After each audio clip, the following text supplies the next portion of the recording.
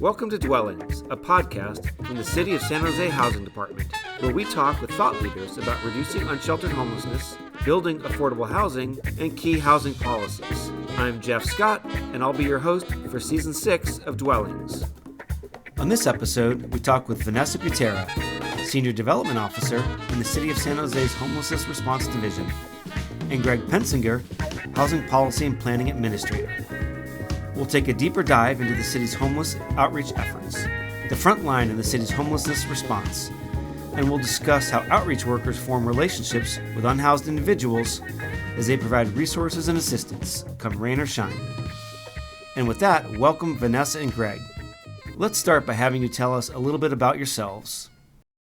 Hi, good morning. My name is Vanessa Butera. I am a Senior Development Officer in the Homelessness Response Division. I oversee all of the crisis response programs, outreach being one of the main programs, some of our mobile showers and laundry, and some of the emergency shelters that have to pop up.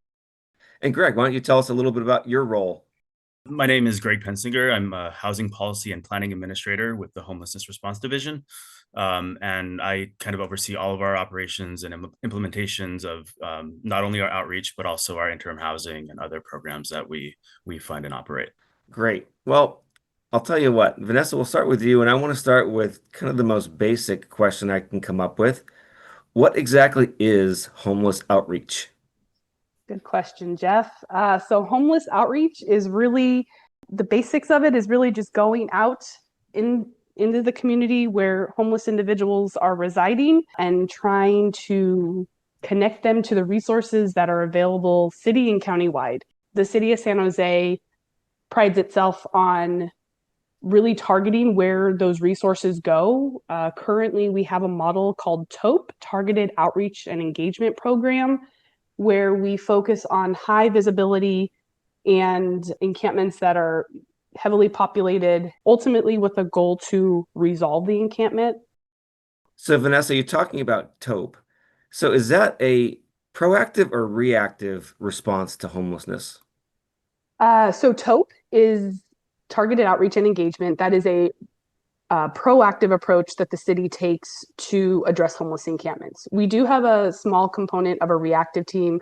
They are deployed or dispatched as an as needed basis when situations arise. But really the city's main model for outreach is targeted, meaning that we go out to these large encampments that have been identified with other departments. We do this as a collaborative model to ensure that every department has a voice in where we are, deploying these resources to ensure that we have a cohesive plan, because targeted outreach and engagement is really around the encampment management model or encampment resolution model, where we start doing the outreach ideally months before at these sites that have been identified. And when the teams go out, they're building relationships, gaining trust, and ensuring that individuals in those encampments are connected, or at least in our Homeless Information Management System, which is HMIS. It's the database that we use to track all services that someone who's experiencing homelessness, we track all those services that they receive. And so those services are not only citywide, but they're countywide. And the county is a major partner of ours to ensure, the next step in someone's home journey would either be interim housing or permanent housing. So taking a step back, when you go to those encampments, individuals need to be in HMIS to then move to the next step, which is either interim, shelter, or permanent housing. So the outreach teams do in the field case management. Sometimes it's light case management, sometimes it's, intensive case management. I should highlight that the city has 2 contracted outreach providers that we currently work with, Home First and Path. And we also have an internal team of 10 staff that also support this work as well. They work collaboratively together to address the multiple encampments that we have within the city. And so right now, Home First and Path have very specific areas that they're working. As those encampments get resolved and restored to their natural use or habitat after the encampment is cleared and folks are provided housing opportunities, we then redeploy those teams to other locations within the city. You mentioned resources and assistance that the outreach workers try to offer. What does that look like? What are they actually doing or saying or offering to the encampment residents when they go out there? So when someone approaches an encampment, first they announce themselves to inform individuals that they're there. So they typically speak loudly and say outreach, and depending on which agency that they're with, City of San Jose, Home First, PATH, alerting people that that's who they are. Encampments are someone's home. So we are essentially entering someone's home. They don't have a door to knock on, so we announce ourselves. After that announcement, if someone greets us, if someone comes out, we then engage in that conversation. It starts really with trust building from the very beginning. So when we are announcing ourselves, we're also highlighting that we have engagement tools that we use, again, as like something to offer somebody, that we're not just there to, talk at them. We're there to provide them a small token of, trust and, rapport building. So we're offering them hygiene kits, water, depending on the weather, things to help them keep cool, things to help them stay warm in the winter. So after that initial engagement, if somebody, again, is willing to talk to us, we then just follow up with, how's it going? General, motivational interviewing that we do when we're out in the field to really see what the individuals in that encampment need. What is it that can help them, in their journey? We try to also ensure that they're enrolled in HMIS. That, again, is our homeless information management system. If they're not, we could do that enrollment in the field. After they're enrolled, if they are enrolled, we also double check that they have an assessment. We use an assessment tool to then determine their vulnerability and which housing opportunities would be ideal for them. That's called the VI-SPIDAT. Again, that assessment tool is within our database system, so everything is captured there. And then after those, initial intakes and assessments are completed, then the team just generally continues on with the conversation that is organically happening. Typically, it's, I need help with, I need to get my documentation, I need a new social security, I need an ID, I need a birth certificate. So we can help coordinate with that. Teams are also encouraging individuals to call the Here For You hotline. That is a countywide operation that if someone is seeking shelter in our community, they would call that hotline, and then they would be triaged and then offered shelter when it's available. The outreach teams are really the first frontline sources of communication. So depending on the location, they would be sharing kind of the upcoming plans of what's going to occur or what is planned for that encampment. So it could be everything, hey, we have a maintenance team coming in to trim the trees and just wanted to give you a heads up. Or at some point, this site is going to have to be cleared because of a new construction project that's coming up, or, you're not in a safe place. So let's work backwards and try to get you into a better location before that abatement happens. Can you tell us who are some of the agencies or partners, both within the city and outside of the city, that the housing department partners with in our homelessness response? Yeah, thanks, Jeff. So kind of framing this as in the model that Vanessa outlined, and our goal is always to resolve an encampment and restore it to its intended public use. And we ideally want to do that by offering legitimate offers of shelter to everybody who's in those encampments. And so we also work closely with Public Works as they're developing our shelter system, whether it be a safe outdoor sleeping site, interim housing, safe parking programs. We try to align our work in the resolution of encampments around those development timelines as well. Once we have those shelter resources to offer, then we work closely with Beautify San Jose on their abatement schedule. And so if they are targeting sites like Columbus Park or Coyote Meadows, areas along Tully ball fields, we're really trying to make sure that our outreach is there well in advance to, basically market the opportunities, the shelter opportunities to the people in those encampments. And then ultimately when those shelter opportunities come online, facilitate the referrals of those programs to ultimately resolve those encampments. So our most robust partnerships, to get back to your question, Jeff, are really internal. So we're working, as Vanessa mentioned, with Beautify San Jose, Public Works, DOT, Environmental Services, to identify the highest priority locations and encampments, and then work together to resolve them. However, we do have robust partnerships with our interjurisdictional partners at Valley Water, Caltrans, the county. When they have concerns within the city of San Jose, we try to align our resources and work with them to resolve encampments in their jurisdictions as well. How often are outreach teams out and about, whether they're the city staff or the partner agencies that you mentioned? Do we have people outside almost every single day? Like, how often are they out? Teams are out every single day, Monday through Friday. Special occasions, emergencies, we might ask them to do a weekend shift, but typically Monday through Friday. Both Home First Path and our city staff are staggered. Typically, we have an AM team starting at 7:30, and then we have a PM team starting at between 8:30 and 9 for all of our agencies. Again, trying to ensure that we can meet people at times that are appropriate. Some of the misconceptions are that homeless people are there all day. No, folks experiencing homelessness have jobs, have appointments, families that, they're checking in with. So the outreach teams need to ensure that they visit these encampments at different times of the day. When the outreach teams visit, if it's a new site, they just kind of feel it out to figure out, what's the best time to visit.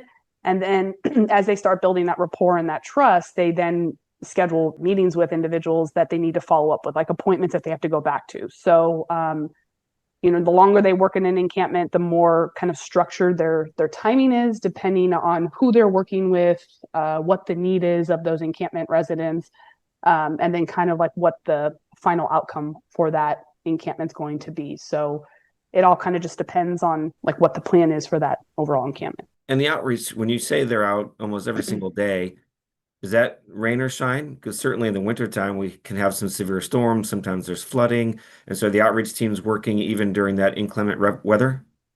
Good question. They are our unsung heroes, in my opinions. Yes, they are asked to work during extreme heat, extreme cold, rainy, stormy weather. Obviously, their safety is our number one, and ensuring that the safety of the encampment residents as well. But yes, they are out there no matter what type of conditions they're in. Typically, when there's an extreme weather event going on, they're often informing individuals of that weather event, and they're also offering supplies to the individuals: blankets, waters, masks.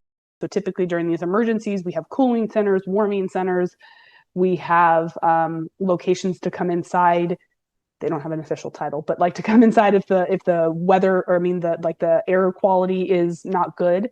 Those outreach workers are informing those residents, and then if they can, or they're willing to, they can also help transport those individuals to those different facilities.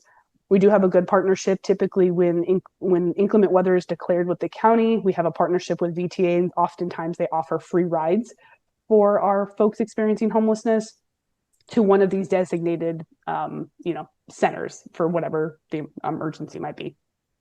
Yeah, and I would say a great example of that is when we had the severe storms a couple of years ago, where we had to evacuate all of the encampments along our creeks, without Home First and Path out there in the field. Not only notifying people of the danger, but also helping them to facilitate the referrals and transportation into the shelters that we had opened up. We would have had a much more significant issue and potentially some tragedy that came out of that. But really, they were there on the front lines, making sure that everybody was safe. Occasionally, and I think this is rare, but occasionally when the outreach workers go out, they might come across someone who doesn't want to engage with them, and maybe even someone who becomes belligerent or threatens to become belligerent. So, Greg, is there a standard protocol or practice that our outreach teams follow when they find themselves in a tough spot like that? Well, first and foremost, Vanessa mentioned earlier, safety is the number one concern, and so we don't have our outreach teams either on our contracted teams or our internal teams go out alone. So they always have a backup person, if not two, that they're in the field with at all times. Just based on my own experience, having done outreach, and also what Vanessa has applied to our teams, we're not forcing these conversations ever. If there's ever a moment where someone is just not ready to talk at that moment, we're gonna kind of abandon that effort for the time being, and then try to revisit that person at a more opportune time when they might be more open to speaking with us. But Vanessa's done a really good job of making sure all of our outreach teams and members kind of could recognize those potential conflicts and really have a kind of have the knowledge and ability to kind of pull themselves out of those dangerous situations immediately. And it's not just the person themselves. There's dangers from animals or other things that they have to recognize as dangers and really be able to pull themselves out.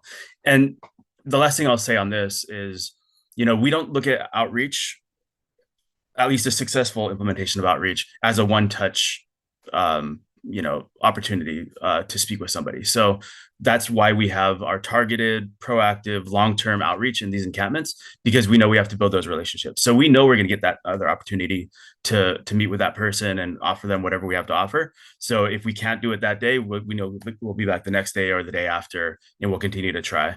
And then one more little piece of it is we also know that outreach engagement doesn't happen the first time, because if I go out there and I'm trying to talk to somebody, they don't know me from anybody else and they don't know that they can trust me. And so sometimes it might take 10 interactions before they're willing to even give me their name. And so we really have to build that in. And I think that's something I want the community to understand, is that, we have to invest the time to build these relationships with people in order to get the successes that we want to get from that in terms of transitioning to shelter and permanent housing. And just to kind of, add a little bit onto that, I often share the analogy, you don't just get into a stranger's car the first time that they talk to you. So, or ever, you shouldn't. So it's kind of the same concept when the team is going out there. They are establishing who they are. And with our community, the system overall, folks don't trust. So we have to work to show that the system is there to support them. And as Greg mentioned, it could take multiple times, months, even a year. So we really try to get to know somebody. And the biggest thing that I really try to, have my team focus on, both contracted and internal, is if someone asks you for something and you commit to it, you got to follow through with it. It's, very similar to, any kind of relationship you have. You have to follow through with something that you're going to say. Don't promise anything that you can't, deliver. And I will highlight too that everybody, both contracted and internal teams, we really pride ourselves to have folks with lived experience, maybe not just necessarily with homelessness, but just any type of lived experience in any, situation. So there's different words, body languages, nonverbal cues that someone that hasn't experienced something like this may not pick up. So some of those cues are key, and that could get that one person in to get, someone to trust us. So we really value that experience with somebody with lived experience. Yeah. And I'll say, Vanessa mentioned the hygiene kits in the water, and those might not seem like significant things, but they're really an opportunity to start a conversation, break the ice with somebody, kind of give them an early win and say, hey, we're here just to kind of, talk to you, get to know you. And you really got to start small and build on those little benchmarks until you build that trust. And I think it's those icebreakers are a really important component. So we're not going out there empty-handed and all they could say is, what do you have to offer? And we say, well, I got some water and hygiene to start, and then we can kind of build on that relationship. So it's important to have our teams resourced well as they're going out in the field. So let's say there is a person who has been entered into HMIS, they have gone through an assessment, and they qualify for some type of service. And let's say it's behavioral health support or mental health support. How does that person then actually get the services? Do they have to go somewhere? Does someone come to them? Is there transportation involved? Is there a referral? How does that process actually work? The HMIS system and the assessment tool that we use is focused on housing specifically, or housing, someone's housing needs. So again, depending on how they score on that assessment tool, there's a matchmaker that is behind the scenes that works for the county. And depending on an opening in a housing opportunity or shelter, or housing opportunity, that matchmaker will then refer that person to whichever case manager or company agency that is managing that program.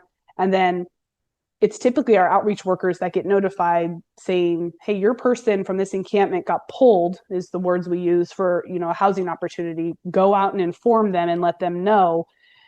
And one of the other vital things that the outreach teams typically do proactively, again, as relationships allow it, we help individuals get doc ready. So we have to get those birth certificates, IDs, and Social Security, but all of those are dependent on one another. And so,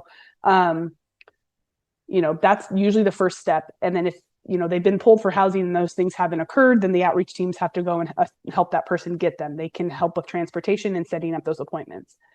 In regards to any other type of county services that might come up, behavioral health, substance abuse treatment, something like that, we have a partnership with the county where, we have to still call the regular phone numbers to get someone to be assessed for those types of services, as long as it's not an urgent need. Someone has expressed to us, I need to get clean and sober. Great. We can help with those phone callings in the fields, talking to, the county resource person on the other line, setting up those appointments. If someone is experiencing, a mental health crisis, like in the field, and, it's become a safety issue, there are other numbers that we would call, the 988 numbers, to then get in a urgent response from a behavioral health team to come out and assess that person. Or, depending on how severe it is, it might be 911. So the team is, trained in de-escalation and kind of triaging, like at what point do we need to call 911, or do we need to just, we would call 988. But if somebody is, again, requesting, I want to address some of my behavioral health or my mental health needs, can you help me with that process? Then we would start with, again, calling the 1-800 number through the county and setting them up there. And then in regards to transportation, yes, our contracted teams can help transport, where we usually leverage them to help support, our internal team if we have somebody, because currently we're working on a transportation plan for our internal team. Also, just add that one of the core functions of the coordinated entry system, or HMIS, is so that when different service providers or different outreach workers or staff members interact with the same person, they're not starting from scratch. So, for example, if Vanessa's out in the field and she meets somebody at Columbus Park, gets them enrolled in the Here For You hotline, and does other sort of case management tasks, but then that person moves to Coyote Meadows, where Vanessa isn't assigned, but I am, then I can then go into the HMIS system, figure out what has already been done on behalf of this individual, and then start from that point, rather than having to reintroduce myself and starting with a blank slate. It really aids sort of the coordinated effort of all the service providers within the system when they interact with people experiencing homelessness. So I think that's a core component of that work, and something that our outreach teams utilize daily. Assessments happen at maybe more than one spot along the line as you are engaging with the unhoused residents. And so some of that assessment is used to determine a shelter or housing opportunity, and maybe a slightly different type of assessment is used to understand if there are behavioral health or medical care or other sorts of services that are necessary, and exactly how acute those needs might be. Is that correct? The VI-SPIDAT is the mechanism for determining an individual's eligibility for certain housing interventions. And so that's like the primary assessment that gets people into the system. It's required for all enrollments in any program, because we want to make sure, even if somebody's not interested in housing at that time, or not eligible for housing at that time, we at least kind of know where they stand in terms of their eligibility for a housing intervention. Regarding the behavioral health and other assessments, a lot of that is done kind of in the field. And Vanessa, unless I'm mistaken, there's not like a centralized tool that is used by case managers in the field or outreach workers in the field that kind of qualifies people for those services at that point in time. It's really through interaction, conversation with those individuals about their needs, and then referrals to those systems when available. That's correct. And again, the longer we work in an encampment, the more we start to get to know somebody's normal behavior and affect. And so if we, when if a time comes where we notice that behavior or affect is off and is not typical, the team will be able to ask some of those, questions to determine, is this like a one-time thing, or is this something where, I need to bring in those behavioral health specialists? And so depending on, the person's need and what is kind of going on in that moment, that's when we can make those referrals. We usually let the residents at the encampment know, like, hey, would you be interested in having a team come out and talk to you? Or like, we can bring you to a team. If they're not even recognizing that there is a concern, then we would just already go ahead and coordinate and put in that referral with those different behavioral health teams. And then they would, we would coordinate a time to go out to the field together and talk to that person. Yeah, and it's no secret that the connection between outreach worker in the field and the behavioral health system is not an immediate or direct process. So we've actually been able to partner with the county in the specific area of downtown San Jose to actually have one of their employees kind of meet with us regularly, meet with our outreach teams, meet with the downtown association's outreach team as well, to really coordinate around, streamlining behavioral health services and connections in that area. And we're hoping to build on that success and carry it out in other areas. Of course, it's pending, bandwidth and resources on the county and city side. How does your outreach staff handle it when you come across a couple or even a family who is homeless? What does outreach to that look like as opposed to an individual? Good question. So when we meet people, there are oftentimes we meet families that are living, unsheltered or in encampments. And one of the biggest misconceptions is that, just because you're homeless living with your child, someone under the age of 18 in an encampment, it's illegal. You need to call Child Protective Services immediately. And that's not the case. So again, our outreach workers are trained before they, pretty much hit the field. We ensure that they have those types of trainings to understand being a mandated reporter and what that means. And so when they go to an encampment and they interact with mom, dad, or parental figure, they're also observing kind of what the behaviors are. And then, if the child is there, observing how that child is being cared for. Are they clothed? Are they soiled? Does it look like, things are, ensuring that child is not experiencing any type of neglect or abuse. And if they do notice anything like that, that is when a report to CPS would be called, filed. In regards to the county, we try to prioritize families with children under the age of 1 year old for, shelter, if not immediately, very quickly. But again, we document when we know that there's families there, and then try to work with mom, dad, or whomever, if they're of school age. Are they connected? Are they going to school? And a lot of the times kids are going to school. And when you're at the school, making sure that that mom or dad know about, the McKinney-Vento program and free lunch program and all those things that somebody could take advantage of when the kiddos are in school. And then in regards to couples, we don't treat them any differently. Again, if the outreach workers notice that there could be potential violence, we typically try to separate the two at some point. We don't see that as often as most might think. It's just regular couples trying to survive. Same thing with pets. When folks have pets, we have to make sure that they can bring their pets along too. So we try to make things low barrier as possible so that folks will not be resistant to accepting the different options we have. What are some of the shelter options or shelter opportunities you have at your disposal when you have different types of households, perhaps even senior households who are homeless? Can you explain a little bit about what you have to offer these different groups? Yeah, so I'll start with kind of the individuals because the families are a little bit more complicated. But one of the things that really contributes to the success of our outreach teams is that we have direct referral into the majority of the 1,000 units of interim housing and safe parking that we currently manage within the city of San Jose. And so what that means is that when we come across a couple, a senior with no children, we kind of have the ability to, figure out where within our portfolio we have a place to put them, whether they need a couples unit or whether they have an ADA accommodation that they need. They can't get to the second floor. And then we're able to kind of go through our portfolio and find the best fit for those individuals. And so that really benefits our outreach teams to be able to have those resources at their fingertips and make a quick referral.